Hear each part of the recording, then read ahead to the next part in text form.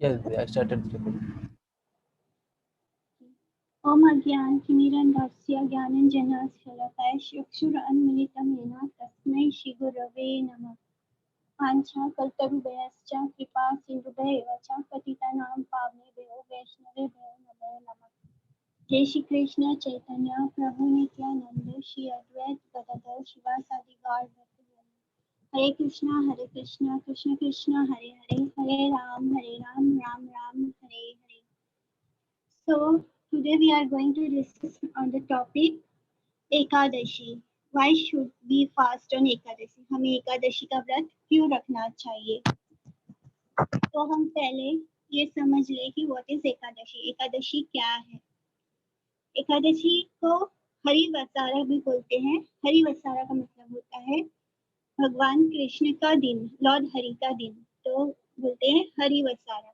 और इसको माधव तिथि भी बोलते हैं क्योंकि वो ये भगवान को बहुत प्रिय तिथि है।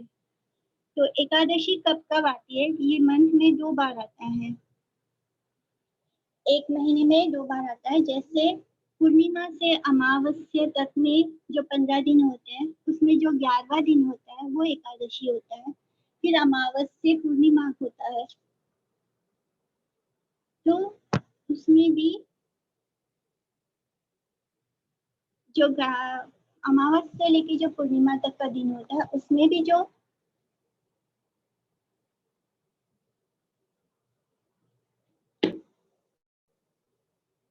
जो 11th डे होता है वो एकादशी होता है। एकादशी वर्ड से भी ये समझ में आता है कि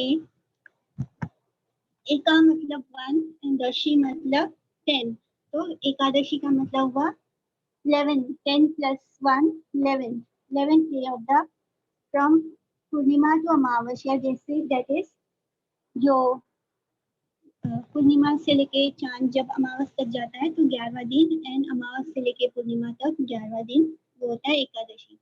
तो हम एकादशी का फास्ट इसलिए रखते हैं ताकि हमारे कॉन्शियसनेस को हम प्यूरिफाई कर सके, उससे क्लीन कर सके।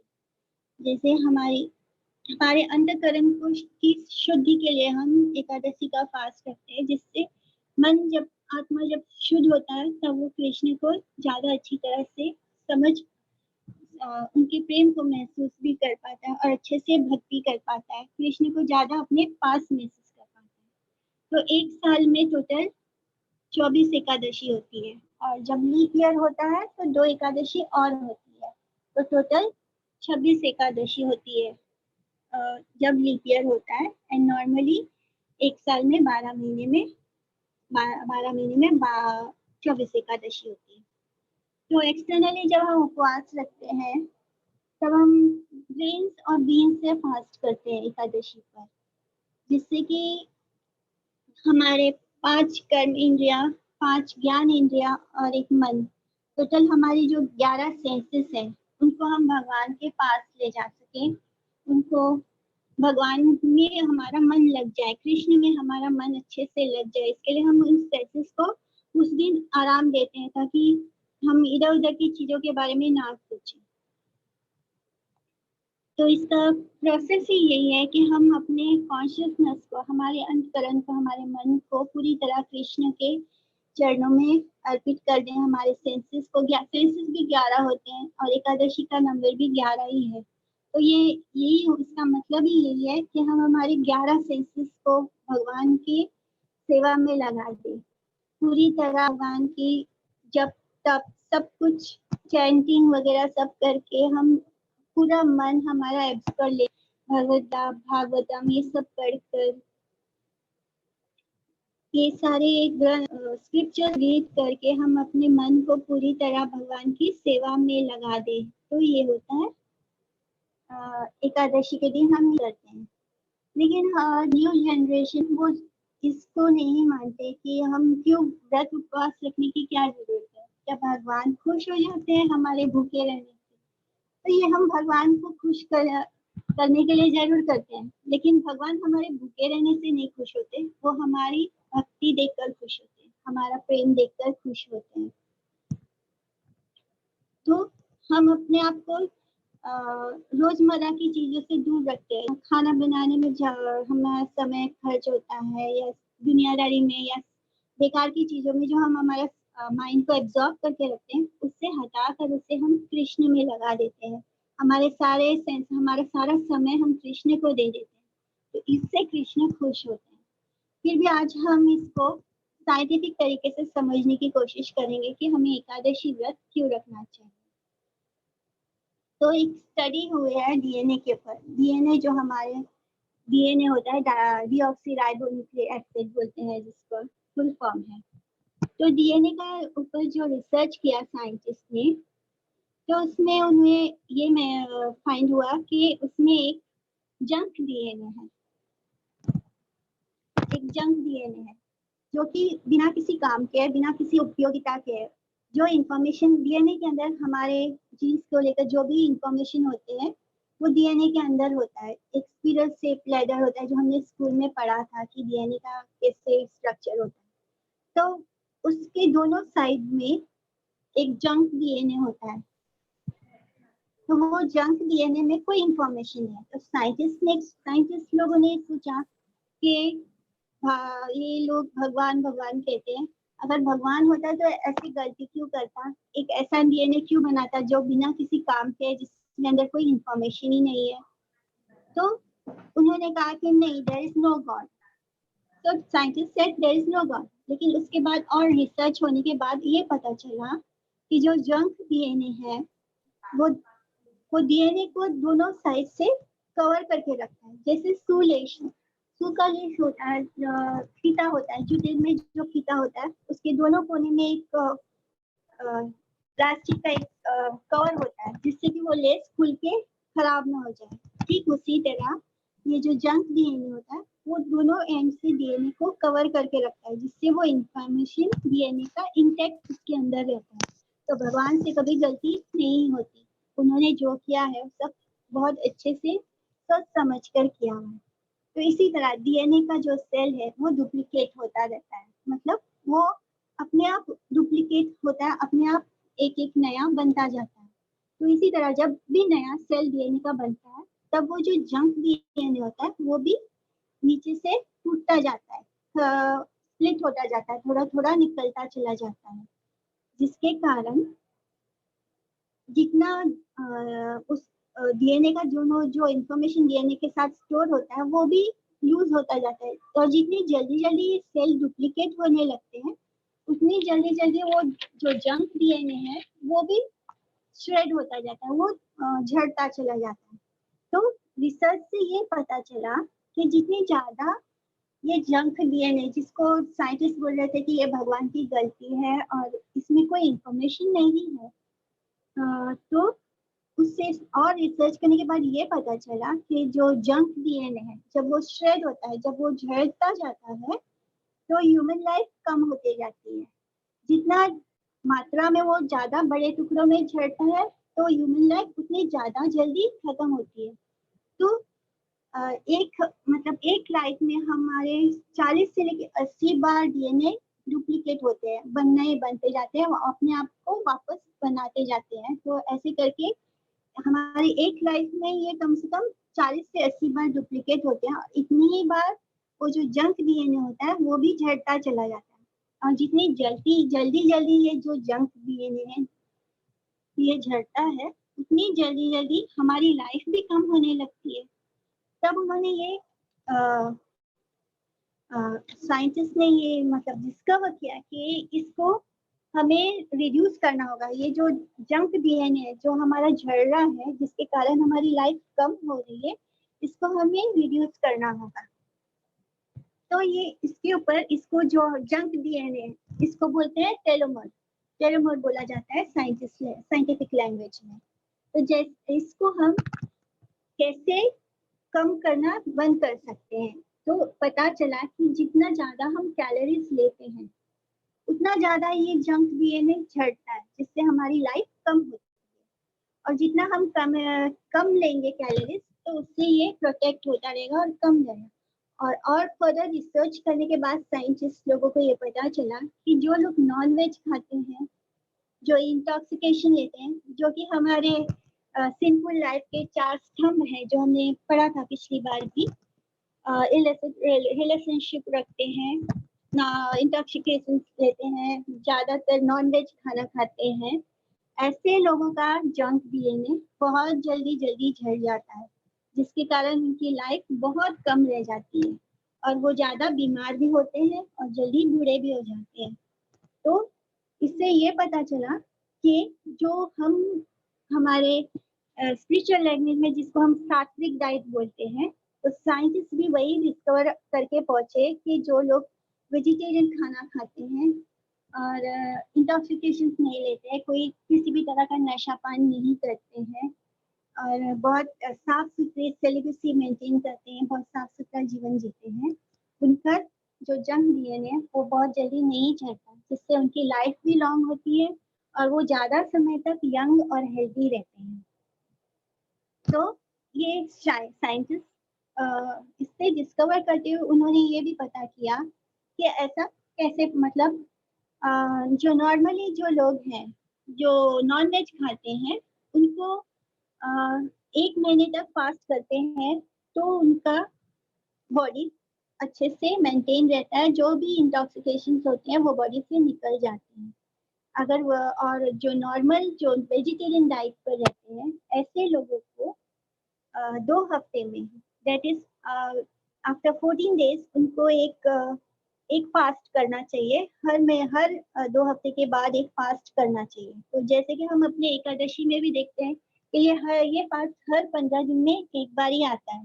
तो साइंटिस्ट भी वहीं पहुंच रहे हैं जहां हमारे शास्त्र पहले से हैं, जो हमें शास्त्रों में पहले से बताया हुआ है। साइंटिस्ट भी डिस्कवर करते करते उसी रास्ते पर आ गए कि हमें जो वेजिटेरियन डाइट लेते हैं उन्हें हफ्ते में 2 हफ्ते में एक बार एक फास्ट रखना चाहिए, जिससे उनका बॉडी क्लीन होता है, तो जितने भी तरह के टॉक्सिक्स होते हैं वो निकल जाते हैं और जो हमारा जंक डीएनए है वो कम रिड्यूस होता है। और जितना कम हमारा जंक डीएनए रिड्यूस होगा उतनी हमारी लाइफ लॉन्ग होगी और हेल्दी होगी।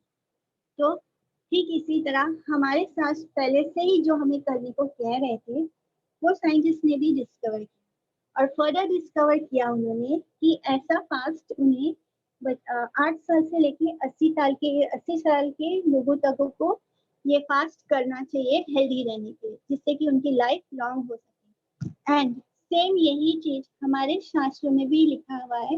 ये श्लोक मैं पढ़ रही हूँ हरि भक्ति विलास से। अष्टवर्षाधिको मर्त्या अपूर्णा अशीति वत्सरा एकादश्यम उपावसे पक्षयोरुभयोरपि। इसका मतलब भी यही है कि हमें 8 साल की उम्र से फास्ट करना शुरू कर देना चाहिए और हम भी यही कहते हैं कि 8 साल से 80 साल के लोगों तक को फास्ट एकादशी का फास्ट उपवास हमेशा रखना चाहिए। एंड जरूरी नहीं कि 80 साल, उसके आगे भी रख सकते हैं, लेकिन उस एज के बाद शरीर उतना साथ नहीं देता, इसलिए हम 8 से लेके 80 साल तक के लोगों को कहते हैं कि वो फास्ट रखना चाहिए एकादशी का।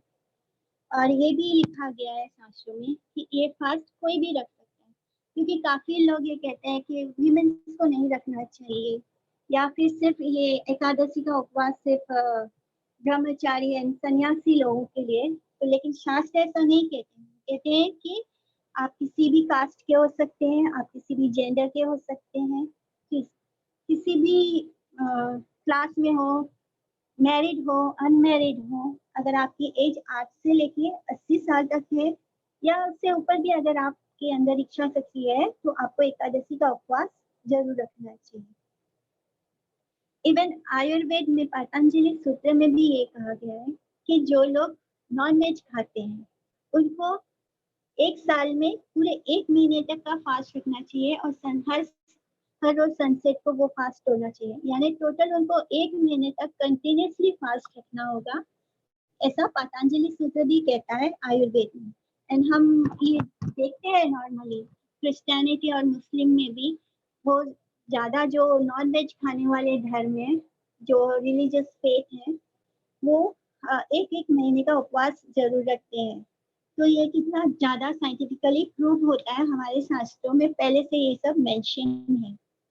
और और ये भी पतंजलि सूत्र में लिखा गया है, जो साइंटिस्ट ने अभी हाल में डिस्कवर किया कि जो लोग वेजिटेरियन होते हैं उन्हें 2 हफ्ते में एक बार एक उपवास जरूर रखना चाहिए, जिससे कि हमारा डाइजेस्टिव सिस्टम, जो हमारी पाचन शक्ति है, वो क्लीन हो सके, उसको थोड़ा एक आराम मिले, जिससे वो और अच्छे से चल सके। क्योंकि रोज रोज हम जब खाना खाते हैं, भोजन करते हैं, तो हमारा पेट भी थक जाता है, वो ठीक से नहीं चल पाता, मतलब उसका फंक्शनिंग ठीक नहीं होता, इंडाइजेशन की प्रॉब्लम होती है, बहुत कुछ होता है, और टॉक्सिक्स भी बहुत पैदा होते हैं बॉडी में। तो उससे बचने के लिए इवन डाइटिशियन भी यही बोलेंगे कि आपको फास्ट करना चाहिए। तो फास्टिंग कितना जरूरी है हमारे डाइजेस्टिव सिस्टम, हमारे बॉडी सिस्टम को नॉर्मल मेंटेन करने के लिए। तो ये सब कुछ हमारे शास्त्रों में पहले से ही मेंशन है कि हमें स्पिरिचुअली क्यों फास्ट रखना चाहिए। इसलिए एकादशी का महत्व और बढ़ जाता है कि हम जो अभी साइंटिस्ट डिस्कवर कर रहे हैं वो हम ऑलरेडी पहले से जानते हैं, लेकिन हम इस पर विश्वास नहीं करते। लेकिन अब तो हमारे पास विश्वास करने का कारण भी है। ऐसा करने से हमारी लाइफ लॉन्ग होती है, हम ज़्यादा यंग भी रह सकते हैं और बहुत हेल्दी भी रह सकते हैं। तो हम एकादशी के किस तरह से हम एकादशी रख सकते हैं ये भी जानने की कोशिश करते हैं। जैसे पहले होता है कंप्लीट फास्टिंग एकादशी का। एकादशी का फास्ट में जो कंप्लीट फास्टिंग होता है वो निर्जला व्रत होता है। इसमें हम जल का भी पान नहीं करते हैं, पूरी तरह फास्ट करके हमारा पूरा दिन, पूरा ध्यान, पूरी मन तन मन से हम भगवान की सेवा में लगा देते हैं। तो एक्चुअली फास्टिंग का मतलब, उपवास का मतलब यही है कि पूरे दिन भगवान के पास वास करना, अपने मन को भगवान में लगा रखना, उसी में रहना, कृष्ण के पास रहना। तो पहला तरीका होता है निर्जला फास्टिंग का, जिसमें हम कंप्लीट फास्ट करते हैं। दूसरा होता है हम पानी पर या फ्रूट के जूसेस पर फास्ट करते हैं। एंड तीसरा तरीका होता है जब हम पानी से भी हम नहीं रह पाते, तब हमें फ्रूट सलाद होता है, तो हम फ्रूट्स वगैरह लेकर फास्ट कर सकते हैं। और चौथा जो होता है, जो हम नॉर्मली हम सभी चौथा वाले में कैटेगरी में आते हैं, हम अन्न से फास्ट करते हैं। हम फ्रूट्स भी लेते हैं, और जैसे सैगो होता है, साबूदाना होता है, या सामक राइस होता है, और राजगिरी आटा होता है। ये सब से जो व्रत एकादशी व्रत में जो खा सकते हैं, उस तरह के प्रसाद से फास्ट रहते हैं। ये चौथे कैटेगरी में आता है। एंड जो पांचवे कैटेगरी में आता है, जो सबसे खराब है, कि हम फास्ट नहीं करते, तो इसे वर्स्ट बोल सकते हैं। एक्चुअली जब हमारा बॉडी फास्ट कर रहा होता है आराम, तब हमारे सारे सिस्टम रेस्ट पर होते हैं, तब वो आराम कर रहे होते हैं। और जो हमारी आत्मा है वो फीस्ट कर रही होती है, वो पार्टी कर रही होती है। जैसे कि वो चैंटिंग करने हुए वो और भी ज्यादा अच्छे से मन लग जाता है भक्ति में, और अच्छे से मन लगाने से हमारी आत्मा को जो सुकून मिल रहा होता है वो उत्सव में होती है। इसी तरह योगा सूत्र और मॉडर्न साइंस भी कंप्लीट फास्ट को तो अलाउ नहीं करते हैं। जैसे हम निर्जला रखते हैं तो भी हमारे शरीर में टॉक्सिन बनते हैं, तो ये योगा सूत्र भी यही कहते हैं कि हमें दिन में थोड़ा थोड़ा पानी लेकर फास्ट कर लेना चाहिए, लुकवार्म वाटर, जैसे हल्का गर्म पानी लेकर फास्ट रखना चाहिए, जिससे कि पेट में जो एसिड बनते हैं वो निकलते जाए साथ में। पेट में जो होता है, जब हम रोज खाना खाते हैं तो रोज ठीक उसी समय पर हमारे पेट में एसिड बनना शुरू होता है, जिसको हम एसिडिटी बोलते हैं। तो इसके लिए बेस्ट उपाय ये होता है कि हम पानी पीते रहें। तो पानी पीने से वो एसिड फ्लश आउट हो जाता है हमारे शरीर से यूरिन में। और हमारे स्क्रिप्चर्स भी, हमारे शास्त्र भी ये बोलते हैं कि अगर हम पानी ले तो इससे हमारा उपवास नहीं टूटता है। चाहे हम पानी ले या ना ले, तो इससे दोनों को ही हम फास्टिंग कंसीडर कर सकते हैं। इसके बारे में हम महाराज अम्बरीश की स्टोरी कथा सुनते हैं कि वो अम्बरीश महाराज के पास जब दुर्वासा मुनि आए थे, तब उनका उपवास तोड़ने का समय था। अगर वो दुर्वासा मुनि को वेलकम करने पे लग जाते हैं, उनका भगत करने पे, पहले उनको देखते, क्योंकि वो उनके गेस्ट थे और शास्त्र कहते हैं कि पहले हम अपने गेस्ट को छोड़कर पहले एक जगह कुछ भी नहीं खाना पीना चाहिए। तब अमरीश महाराज अपने जो ब्राह्मण है उनसे कंसल्ट करते हैं। तब वो बोलते हैं कि आप पहले फास्ट तोड़ो और उसके बाद दुर्वासा मुनि को सर्व कीजिए। तो वो एक सिप पानी लेकर अपना फास्ट ओपन करते हैं पारण समय में। और ये भी जानना बहुत जरूरी है कि एकादशी का फास्ट जब हम रखते हैं तो उसको दूसरे दिन पारण के समय जरूर तोड़ना चाहिए। पारण का समय हमें मिल जाता है वैष्णव कैलेंडर से हर बार। सनराइज के बाद से एक समय होता है जिसके भीतर, जिसके अंदर हमें फास्ट जरूर तोड़ लेना चाहिए। तो हम फास्ट तोड़ने के बारे में भी जानेंगे। तो अम्बरीश महाराज ने फास्ट तोड़ा था अपना जल लेके, और उसके बाद दुर्वासा मुनि उनसे बहुत नाराज हो गए थे। लेकिन हमारे सारे ये बोलते हैं कि अगर हम जल लेते हैं तब भी हमारा फास्ट नहीं टूटता। और अगर कोई निर्जला व्रत रखता है, जो बिना जल के ही व्रत रखा है, तो दूसरे दिन के समय जल लेकर उपवास तोड़ सकता है। तो हम पारण के भी नियम जान लेते हैं कैसे होता है। अगर आपने जल के बिना उपवास किया है, एक भी बूंद पानी का नहीं लिया है, तो आप दूसरे दिन पारण के समय जल से या जूस के साथ जल से आप उपवास तोड़ सकते हैं। अगर आपने जूस और फ्रूट लिया है तो दूसरे दिन आप एकादशी व्रत में जो भी एकादशी व्रत का जो फास्टिंग का जो फूड होता है उससे उपवास तोड़ सकते हैं, एकादशी प्रसादम से। और अगर आपने एकादशी प्रसादम लिया है उपवास के दिन, तो दूसरे दिन आपको उपवास तोड़ने के लिए ग्रेन्स लेना होता है, अन्न लेना होता है। तो अगर आपने उपवास नहीं रखा है तो हम अपने लिए नर्क का द्वार खोल लेते हैं। और हमें पानी, जब हम पानी पीते हैं तब हमें मुंह में सिप ले लेके पीना चाहिए, क्योंकि हमारे मुंह में भी जो सलाइवा होता है, जो थूक होता है, वो भी डाइजेस्टिव जूस होता है, जिसके कारण हम कभी भी हमें अटक अटक के नहीं पीना चाहिए पानी, धीरे धीरे पीना चाहिए। This was just for information. तो अब हम एस्ट्रोनॉमिकली भी जान लेते हैं कि क्यों हमें एकादशी यानी 11th day of waxing moon and वेनिंग moon पे फास्ट रखना चाहिए। तो जो हाई टाइड्स होते हैं समुद्र में, वो फुल मून के समय सबसे ज्यादा होते हैं।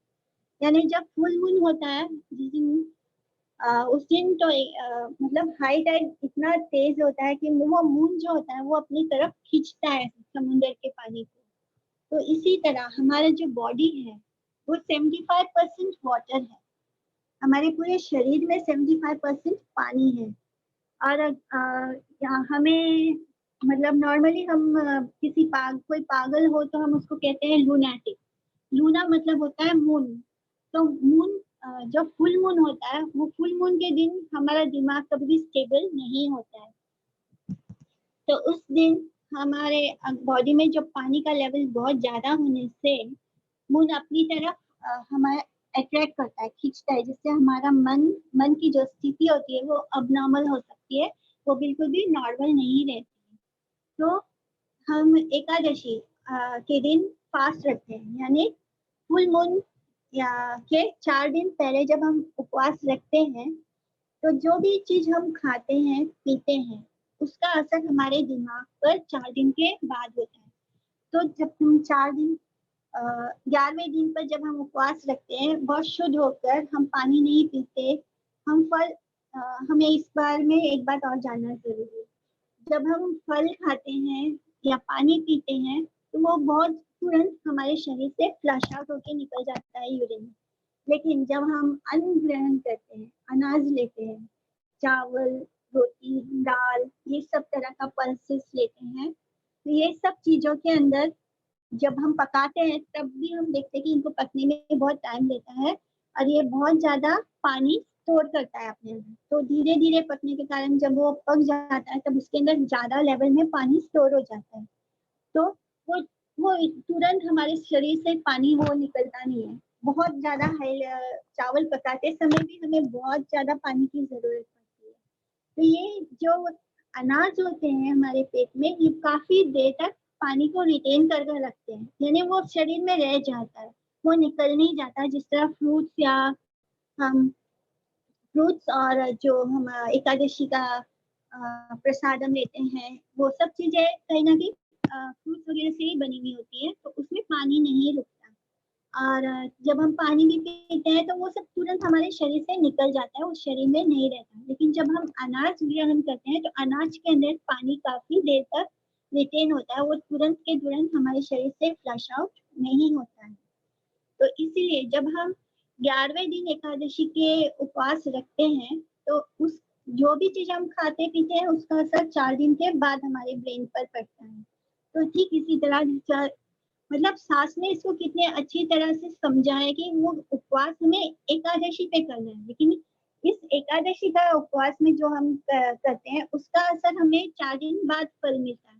तो जो लोग एकादशी उपवास रखते हैं उन पर फुल मून या जो भी फुल मून का कोई असर नहीं होता है, कोई हाई का मतलब हमारे बॉडी में उस दिन इतना कंट्रोल होता है कि हमको हाई टाइड या हमारा किसी चीज का कोई असर नहीं होता। मून का जो फुल होता है 15वें दिन पर, वो उसका असर हम पर बिल्कुल भी नहीं होता है। हम बिल्कुल नॉर्मल रहते हैं। लेकिन जो लोग बहुत ग्रेन्स लेते हैं, उनका देखना वो बहुत अनस्टेबल होते हैं। इवन साइकोलॉजिस्ट भी, साइकियाट्रिस्ट भी यही बोलते हैं कि हमारे पास फुल मून या इसके दिन ज़्यादा पेशेंट्स आते हैं, क्योंकि वो बहुत अपने आप को अनईज़ी और डिप्रेस फील करते हैं, डिप्रेशन में फील करते हैं। तो एस्ट्रोनॉमिकली भी हमने ये प्रूव कर दिया कि हमें एकादशी फास्ट क्यों रखना चाहिए। और ये कितना साइंटिफिकली प्रूव्ड है कि हमें 11वें दिन हम उपवास रखते हैं, उसका असर हमें चौथे दिन मिल जाता है। जो उपवास रखता है वो नॉर्मल रहता है और जो उपवास नहीं रखता है वो बहुत ही अनस्टेबल माइंडेड हो जाता है। तो हमें ये अब हम एकादशी क्या है और ये पाप पुरुष कौन है, इसकी भी कथा जान लेते हैं कि कैसे एकादशी व्रत हमारे एग्जिस्टेंस में आया। तो हम क्यों फास्ट करना चाहिए, हमें कैसे फास्ट करना चाहिए, अब हम ये सब जानने की कोशिश करते हैं। तो पुराणों में लिखा हुआ है, जैमिनी ऋषि थे, उन्होंने अपने स्पिरिचुअल मास्टर, अपने गुरु महाराज व्यास देव से पूछा कि हमें एकादशी का फास्ट क्यों रखना चाहिए और ये एकादशी कौन है और क्या है, इस सब के बारे में उन्होंने व्यासदेव से पूछा। तो व्यासदेव ने उन्हें ये भगवान विष्णु की कथा सुनाई। तो उन्होंने बताया कि जब भगवान विष्णु ने सृष्टि की रचना की, तो उन्होंने पाप पुरुष को भी बनाया, उसकी भी रचना की। तो ये पाप पुरुष कौन है? भगवान को पाप पुरुष बनाने की क्या जरूरत पड़ी? तो भगवान ने उन्हें इसलिए बनाया ताकि ये पाप पुरुष उन लोगों को सजा दे सके जो गलत काम करते हैं, जो पाप करते हैं। तो पाप पुरुष का हर शरीर का हर हिस्सा, हर अंग किसी न किसी तरह के पाप से बना हुआ है। जैसे उनके पाप पुरुष का आँख, नाक, कान, हाथ, पैर, ये सब किसी न किसी पाप से बना है। गो हत्या का पाप, ब्राह्मण हत्या का पाप, हत्या पाप, हर जितने तरह के सिंस है इस दुनिया में, उस सारे सिंस, उस सारे पापों से मिलकर एक पाप पुरुष का शरीर बना हुआ है और वो पूरी तरह सर से लेके पैर तक पाप से बना है, तो उसका नाम पाप पुरुष हो गया है। तो एक बारी भगवान विष्णु यमराज के पास जाते हैं, उनके पास विजिट करते हैं ऐसे ही।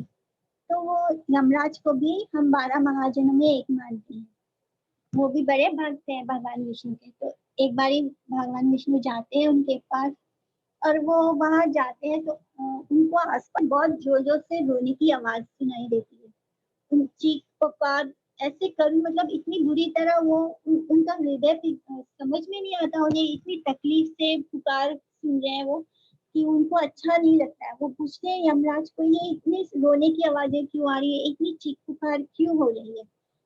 तो यमराज बोलते हैं आपने ही तो प्रभु पापुरुष बनाया है, ये वही है, ये पापुरुष उन मनुष्य को सजा दे रहे हैं जिन्होंने पाप किया है। ये पाप पुरुष तो अपना कर्म कर रहा है, अपना आपने जो उसे काम सौंपा है वो कर रहा है। लेकिन ये सब सुनने के बाद भगवान विष्णु को बहुत तकलीफ होती है, क्योंकि वो जो करुण स्वर वो सुनते हैं उससे उनका हृदय पिघलने लग जाता है। वो सोचते हैं अब मैं क्या करूं, मैंने तो पाप पुरुष बना दिया, लेकिन अब मैं इन लोगों को कैसे बचाऊं, इस नर्क से कैसे बाहर निकालूं इन मनुष्य को जो इतना भुगत रहे हैं, इतने तकलीफ भी झेल रहे हैं। तो भगवान विष्णु का यही सोचते समय उनका हृदय करुणा से भर जाता है, उनको बहुत ज्यादा तकलीफ होती है। तब वो बोलते हैं कि आखिर मैं इन जीवों को उन पापों से कैसे मुक्त करूं, क्या करूं मैं जिससे ये इन पापों से मुक्त हो जाए। तो ऐसा सोचते हुए उनके शरीर से एक करुणा शक्ति प्रकट हो जाती है, जिसका स्वरूप पूरी तरह से करुणा से भरा हुआ है। तो भगवान उससे पूछते हैं कि तुम कौन हो? तब वो बोलती है कि जब आप इन मनुष्य के बारे में, तकलीफ के बारे में इनका सोच रहे थे, तब मैं आपके शरीर से प्रकट हुई हूँ, मैं आपकी करुणा शक्ति हूँ और इन जीवों को दुख दूर करने आई हूँ। मैं आपकी एक दासी हूँ, यानी एकादशी हूँ। तो उस दिन वो कहती है कि मैं उस दिन एकादशी भी था, और वो ये भी कहती है कि मैं प्रभु आपकी एक दासी हूँ। तो भगवान उससे पूछते हैं कि तुम मुझे इन लोगों को पाप से कैसे मुक्त करोगे? तो उसने कहा भगवान आप मुझे एक वर दीजिए, जिससे कि जो भी आज के दिन में आपके नाम का जप करेगा, तप करेगा, जो भी आपकी सेवा करेगा, नाम कीर्तन करेगा, संकीर्तन करेगा, वो हर तरह के पाप से मुक्त हो जाएगा। आप मुझे ऐसा आ, आ, क्या बोलते हैं, बेनिडिक्शन दीजिए। जिस तो भगवान ने उसको ये वर दे दिया कि हाँ, बिकॉज भगवान को पहले ही उनके तकलीफ से इतना दर्द हुआ था कि वो खुद चाहते थे कि ये मनुष्य इन पापों से मुक्त हो जाए। तो भगवान ने एकादशी को ये बेनिडिक्शन दे दिया, ये वर दे दिया कि जो भी एकादशी के दिन भगवान विष्णु को याद करेगा, उनका नाम जप करेगा, अच्छे से उन अपने तन मन से भगवान को में ही रम्या रहेगा, उनको ही याद करता रहेगा, तो वो हर तरह के पाप से मुक्त हो जाएगा और मेरे धाम को वापस आ जाएगा। ऐसा करने से सारे जितने भी लोग पाप कर रहे थे, वो भगवान का एकादशी पर भगवान का नाम लेने से मुक्त होने लगे, वो भगवान के धाम वापस जाने लगे। तो पाप पुरुष ने भगवान विष्णु के पास जाकर कहा कि अब मैं क्या करूं, अब मैं कहाँ जाऊं, सारे पापी तो खत्म होते जा रहे हैं, फिर मेरा वास कहाँ होगा, मैं कहाँ रहूंगा, मैं भी तो खत्म हो जाऊंगा ऐसे। तो भगवान बोलते हैं कि अब तुम चले जाओ, अब तुम्हारी कोई जरूरत नहीं है। तो वो बोलता है कि भगवान मैं कहाँ जाऊं, ये पूरी सृष्टि तो आपकी है, सब कुछ तो आपने बनाया, ऐसा क्या था, कौन सा जगह है जहाँ आप नहीं हो या जो आपका नहीं है? तो अब आप मुझे बताएं, मुझे बचा लो, आपने ही मुझे बनाया है। तो भगवान बोलते हैं ठीक है, तुम एकादशी के दिन, क्योंकि एकादशी के दिन भगवान ने बेनिडिक्शन दिया था, वर दिया था एकादशी को कि जो भी उस दिन में फास्ट करेगा और भगवान विष्णु का नाम लेगा, वो सारे पापों से मुक्त हो जाएगा। तो वो कहते हैं कि ठीक है, तुम अन्न में चले जाओ। तो वो इस तरह पाप पुरुष को भगवान बोलते हैं कि जिस दिन भी एकादशी होगा उस दिन तुम अन्न में चले जाना, ग्रेन्स में चले जाना, अनाज में चले जाना, जिससे कि जब भी कोई उस दिन अनाज लेगा तो वो पाप का भागीदार हो जाएगा, तो तुम्हारा वास वहां पर होगा, जिससे तुम उनके पास रह सकोगे, तुम खत्म नहीं होगे। इस तरह भगवान ने पाप पुरुष को एकादशी के दिन ग्रेन्स में, अनाज में रहने का आदेश दे दिया, जिसके कारण एकादशी के दिन हम जो भी ग्रेन्स अगर गलती से दिखा ले तो उसमें हमें समझना चाहिए कि पाप का वास है और हम पाप ही खा रहे हैं। और एक कथा आती है मूरा की। तो एक असुर था मूरा, उसके ऊपर भी एक कथा आती है कि देवता बहुत हैरेस हो गए थे, बहुत परेशान हो गए थे उस मूरा से। तो वो सब सारे देवता लॉर्ड विष्णु के पास जाते हैं और बोलते हैं कि भगवान विष्णु हमें बचा लो मूर राक्षस से, ये हमें कितना परेशान कर रहा है और हम सबको मार रहा है। तो भगवान उनकी मदद करने के लिए मूर राक्षस से युद्ध करते हैं और ऐसे युद्ध करते करते करते उन्हें मतलब हजारों साल बीत जाते हैं। वो कभी सारे वेपन से लड़ लिए, सबसे लड़ लिए, सारे तरह के युद्ध के जितने भी तरह के वेपन थे उन सब से लड़ लेने के बाद में वो उनसे मल युद्ध भी करते हैं, मल युद्ध भी करते हैं। तो भगवान ऐसे करते करते करते 1000 years पास हो गए, तो भगवान थक जाते हैं। तो वो युद्ध में फिर जैसे युद्ध के पहले जमाने में युद्ध का नियम होता था, वो दिन भर युद्ध करते थे फिर रात को आराम करते थे। ऐसे भगवान वो थक गए बहुत साल से युद्ध करते करते, तो वो एक गुफा में चले जाते हैं, बद्रिका आश्रम की गुफा में। वहां पर वो जाकर सो जाते हैं, इतना ज्यादा थक गए थे कि उन्हें नींद आ जाती है और वो सो जाते हैं। तब बुरा राक्षस भी उन्हें खोजते खोजते उस गुफा में आ जाता है और वो देखता है कि भगवान विष्णु सो रहे हैं। तो ये राक्षस, ये तो पहले से राक्षस है, उस वो युद्ध के नियम भूलकर वो जबकि हमें सोए हुए व्यक्ति को नहीं मारना चाहिए, ये युद्ध का नियम है। लेकिन उसके मन में राक्षसी प्रवृत्ति के कारण वो सोचता है कि अच्छा है लॉर्ड विष्णु सो रहे हैं तो चलो मैं इनको मार देता हूँ। तो जैसे ही उसके मन में ये इच्छा आती है तो वहीं से भगवान विष्णु के लेफ्ट साइड से एक एकादशी प्रकट होती है, उनकी करुणा शक्ति प्रकट हो जाती है और उसके पास उसके सारे शस्त्र होते हैं जिससे वो मूढ़ राक्षस का वध कर देती है तुरंत उसी वक्त। तो थोड़ी देर बाद भगवान विष्णु जब नींद से जागते हैं तो मूढ़ राक्षस को अपने पास मरा मरा हुआ देखते हैं और फिर उस स्त्री को भी देखते हैं, उस कन्या को देखते हैं जो बहुत तेजवान है और सामने खड़ी है और उसके हाथ में तलवार है जिससे उसने राक्षस का वध किया है। वो पूछते हैं कि आप कौन हो और आपने इतने आसानी से कैसे इस राक्षस को मार दिया, जबकि मेरे लिए भी इसको मारना मुश्किल था, मैं हजारों साल से इससे युद्ध कर रहा हूँ और इसके अंदर इतनी शक्ति है कि मैं बस लड़ रहा हूँ इससे 1000 साल से। वैसे तो भगवान इसको मार सकते थे लेकिन भगवान हमेशा अपने भक्तों को क्रेडिट देना चाहते हैं, तो ये भी भगवान जी की लीला है। तो भगवान तो एकादशी कहती है कि प्रभु मैं आपकी एक दासी हूँ और मैं आपकी करुणा शक्ति हूँ। मैंने सारे सृष्टि में जितने भी जो मनुष्य है जिन्होंने पाप किया है और जो सजा भुगत है, मैं उन्हें मुक्त करने के लिए आई हूँ। और इसको मैंने इसलिए मान लिया क्योंकि मैं आपकी करुणा शक्ति हूँ और मैं करुणा शक्ति होने के कारण मेरे अंदर आपसे ज्यादा बल है, इसे मारने का आपका ही बल मेरे अंदर है। आपकी करुणा शक्ति हूँ इसलिए मैं दूसरों को आपसे भी पहले मुक्ति प्रदान कर सकती हूँ, ऐसा वो कहती है, एकादशी देवी कहती है। इसी तरह एकादशी के दिन जो कृष्ण का नाम का जप करता है और तुलसी जी को चंदन के पेस्ट के साथ कृष्ण के चरणों में अर्पित करता है, वो जरूर भगवान के धाम जाता है। तो इसलिए हमें एकादशी का व्रत जरूर रखना चाहिए। तो इसी तरह ये दो कथा हमने सुनी, कैसे इस एकादशी व्रत का एग्जिस्टेंस हुआ है, कैसे वो उसका जन्म हुआ और कैसे वो आई। तो इसलिए एकादशी क्योंकि करुणा शक्ति है इसलिए हमें बहुत जल्दी भगवान के धाम पहुंचा सकती है, भगवान जी से भी पहले। और इसी तरह तुलसी महारानी के अंदर भी बहुत करुणा है, इसलिए हम एकादशी के दिन भगवान की पूजा में तुलसी का उपयोग जरूर करना चाहिए। भगवान को सबसे अच्छा लगता है जब हम तुलसी को चंदन के पेस्ट के साथ अर्पित करते हैं। तो हम एकादशी फास्ट का रूल्स भी जान लेते हैं। तो दशमी के दिन हमें 1 टाइम फूड लेना चाहिए। एक समय शाम के 5-6 बजे तक हमें खा लेना चाहिए, उसके बाद हमें कुछ भी नहीं खाना चाहिए। ये नियम है एकादशी का व्रत रखने के लिए। एकादशी के पहले दशमी को ऐसा करना चाहिए।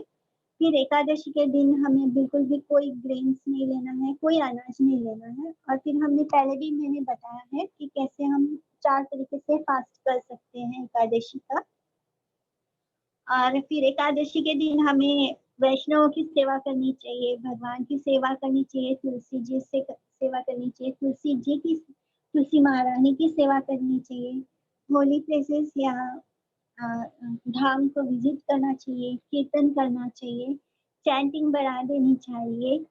जितना भी हम रोज चैंटिंग करते हैं उससे थोड़ा ज्यादा या डबल कर देना चाहिए। तो जिस भी तरह से, और हमारा ध्यान खाने पीने बनाने से तो छुट्टी मिल जाती है हमें एकादशी को, तो वो सारा समय हमें भगवान को दे देना चाहिए, इससे भगवान खुश होते हैं। तो अभी हम थोड़ा शास्त्रों से भी शास्त्र प्रमाण में देख लेते हैं कि कौन कौन से शास्त्रों में ये लिखा गया है कि हमें एकादशी का उपवास करना चाहिए।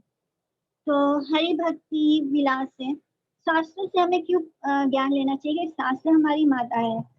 कैसे? क्योंकि वो ये हमें बताती है कि हमारे भगवान को क्या अच्छा लगता है, ये हमें शास्त्रों से ही पता चलता है।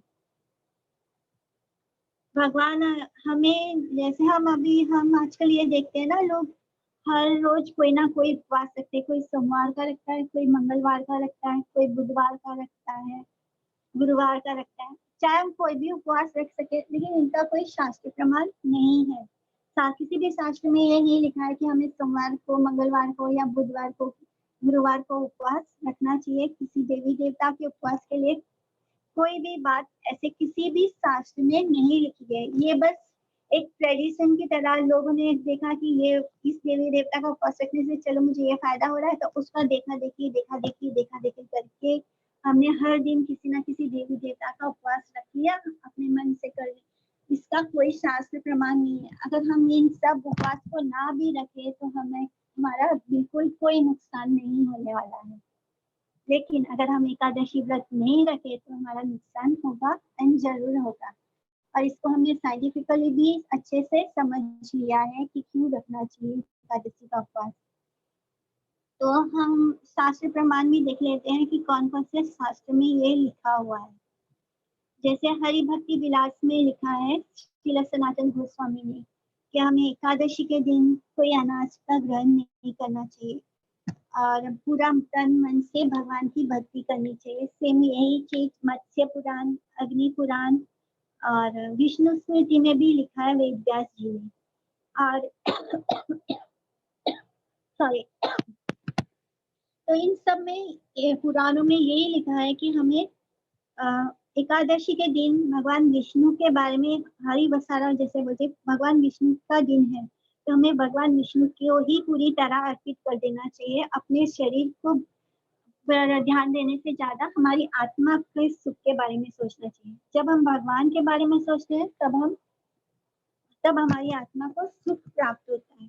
क्योंकि बिकॉज हमारी आत्मा तो भगवान का ही अंश है।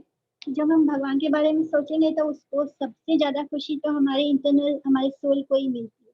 ठीक इसी तरह स्कंद पुराण में भी लिखा है कि अगर जो लोग एकादशी पर अन्न खाते हैं वो से उतना ही पाप लगता है जितना माता पिता भाई और गुरु की हत्या से लगता है।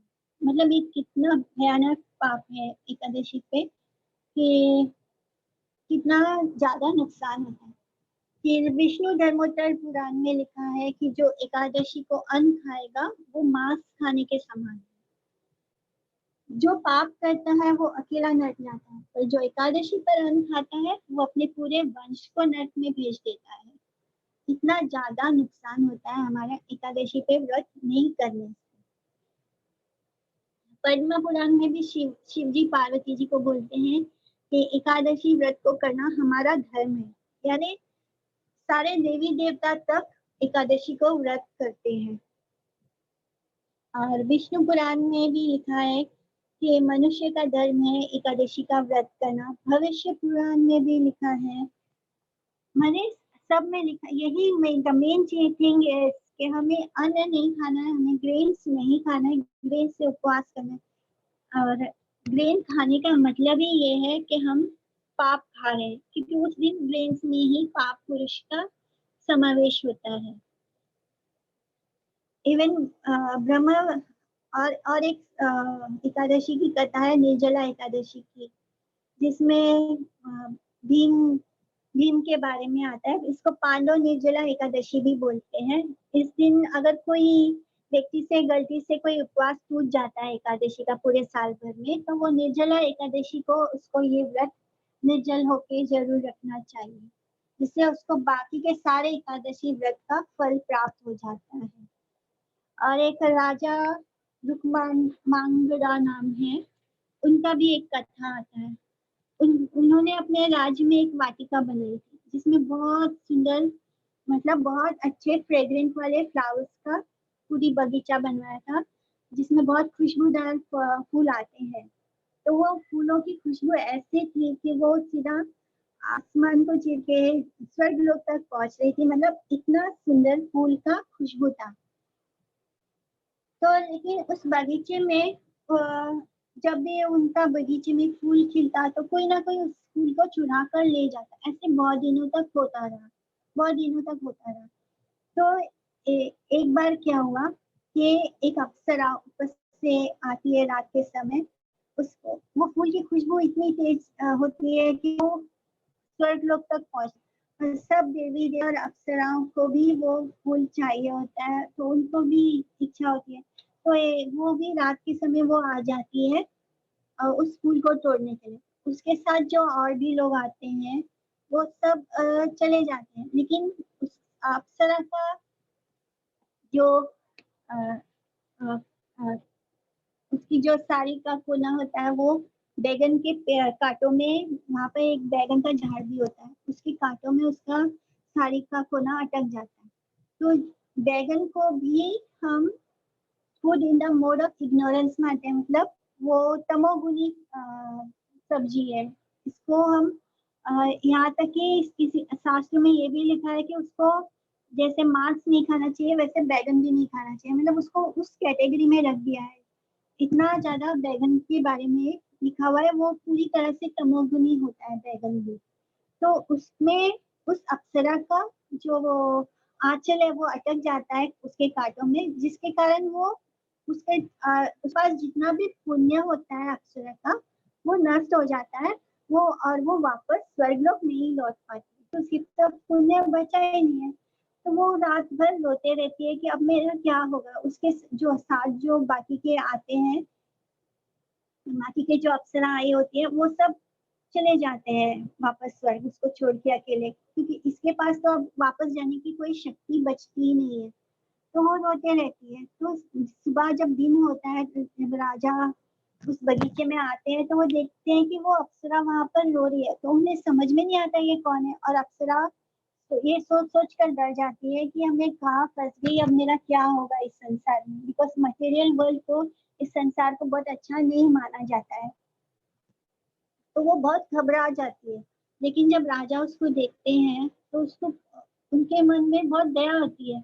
वो उसको पूछते हैं कि माता क्या हुआ आपको, आप यहाँ पे कैसे आए। तो वो पूरा अपना सुना दिया कि मैं तो अप्सरा हूँ, इस फूल को तोड़ने आई थी, लेकिन इस बैगन के कांटे में मेरा आंचल अटक गया और इसके कारण मेरा सारा पुण्य नष्ट हो गया, और अब मैं वापस स्वर्ग लोक नहीं जा सकती।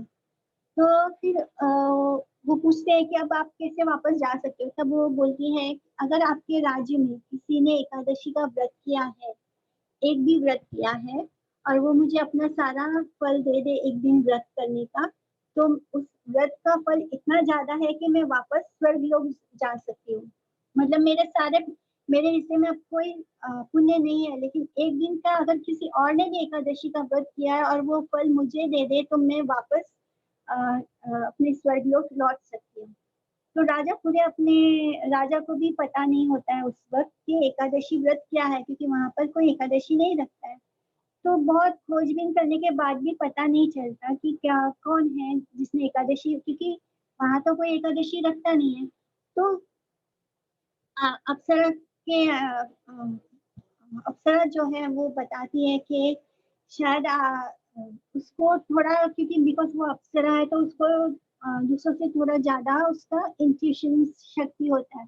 तो वो बताती है कि हाँ, आपके राज्य में एक लेडी है जिसने गलती से एकादशी के दिन कोई कुछ भी नहीं खाया है, उसने निर्जला रहकर व्रत किया, क्योंकि वो अपने दुकान की तरफ जाती है, एक सेठानी होती है, तो वो अपने उनका एक दुकान होता है, तो वो उसको मन में जिज्ञासा होती है कि आखिर हमारा दुकान कैसे दिखता है। तो पुराने जमाने में वुमेन्स डिड नॉट गो, तो लेकिन उसके मन में जिज्ञासा होती है, तो वो अपने दुकान की तरफ चली जाती है। एक गोडाउन जैसा दुकान होता है जिसके अंदर वो देखना चाहती है कि आखिर दुकान, ये हमारा जो दुकान है वो कैसा है, वो शॉप कैसा है। तो वो चुपके से उसके अंदर जाकर देख चली जाती है। तब तक जो मजदूर होते हैं दुकान के अंदर, वो उस दुकान को बंद करके निकल जाते हैं और ये वहां पे अटक जाती है। उस दिन दशमी होता है, दशमी के शाम को वो उस दुकान में अटक जाती है, और एकादशी के दिन दूसरे दिन उनका शॉप बंद रहना होता है, तो शॉप बंद रहता है, जिसके कारण वो पूरे दिन भी कुछ नहीं खाती है। पर दशमी के दिन शाम से लेके एकादशी के दिन पूरे दिन तक वो कुछ भी नहीं खाती है। और फिर तीसरे दिन सुबह जब दुकान वो मजदूर आकर खोलते हैं, तब सेठानी मिलती है उसके अंदर, भूख प्यास से एकदम बेहाल। तब वो उसको लाकर खाना वाना खिलाया जाता है। तब तक वो पारण का समय हो चुका होता है। अनजाने में वो लेडी ने जो फास्ट रखा वो एकादशी व्रत हो गया।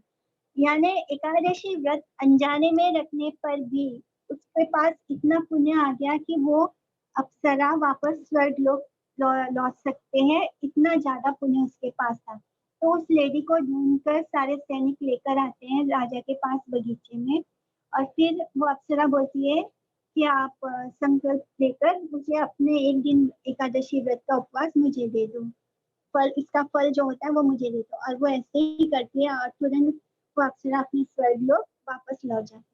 तो हम इस बात से समझ पा रहे हैं कि कैसे अनजाने में भी एकादशी का व्रत रखा जाए तो उसका कितना ज्यादा पुण्य प्राप्त होता है। सो इस तरह हमें समझ में आ रहा है कि हमें एकादशी का व्रत क्यों रखना चाहिए। ओके, हरे कृष्णा। किसी को कोई क्वेश्चन है? हरे कृष्णा।